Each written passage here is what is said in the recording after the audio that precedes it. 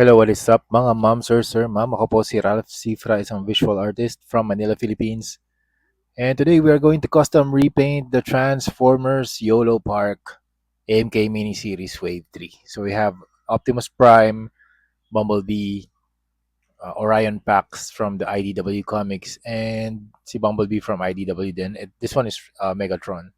So first is to use a silver paint from Hero Paints. Thank you very much Hero Paints for always sponsoring our videos. Tapos mag-add tayo ng weathering using a dry brushing technique. So sa dry brushing, konti lang kailangan nating paint dun sa brush. Tapos ida-drag lang natin yung paint across the surface. So sa dry brushing, makapag-add tayo ng surface, ma-emphasize yung surface details, makapag-add ng layer of highlights, and also makapag-add ng layer of weathering.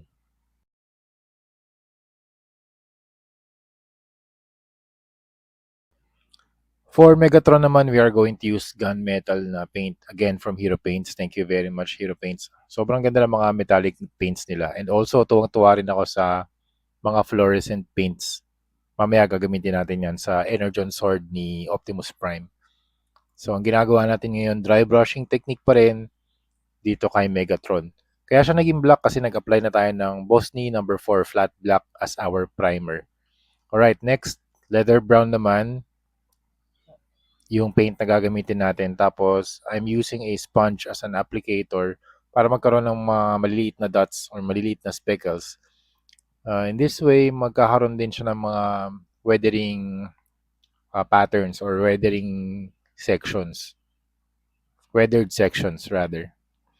Okay, balik tayo kay Megatron. Leather brown pa rin yung ina-apply ko dito.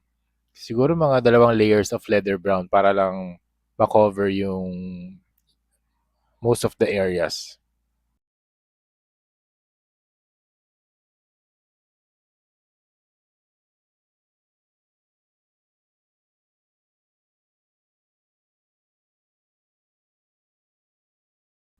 Alright, after leather brown, cargo brown naman yung gagamitin natin. So yung overall technique na ginagawa natin, puro dry brushing and nagko-compound lang yung layers na ina-apply natin. So layer after layer after layer. So darkest color, darkest color, base color, and then highlights 1, highlights 2. So yun yung technique na ina-apply natin dito. Just application layer after layer. So this one naman is the quicksand na paint. Ganun pa rin, dry brushing technique pa rin. Tapos hindi ko inaalala yung mga smaller details. Just ito makikita nyo, I'm using a larger brush kahit na maliit yung figure just to cover yung most of the sections. Yan. Si Optimus Prime naman, gagamitin natin yung orange na fluorescent paint para dun sa kanyang Energon Sword. Yan, magre-reflect yan kapag mas madilim yung area and then tapatan nyo ng blue light. So this one is Megatron. Done na siya. This is Orion Pax. Nga pala, para ma-prevent yung mga minor scratches or minor paint rubs, nag-apply na rin tayo ng top coat using Bosny number 191 flat clear. Yan. Kung ano yung primer na ginamit natin, yun din yung ginamit natin as top coat dun sa 3 figures. Sa Megatron number 4 flat black, yung ginamit natin for our primer. Tapos, for additional detail sections, nag-apply lang ako ng silver kay Megatron para dun sa mga pipes niya. Alright.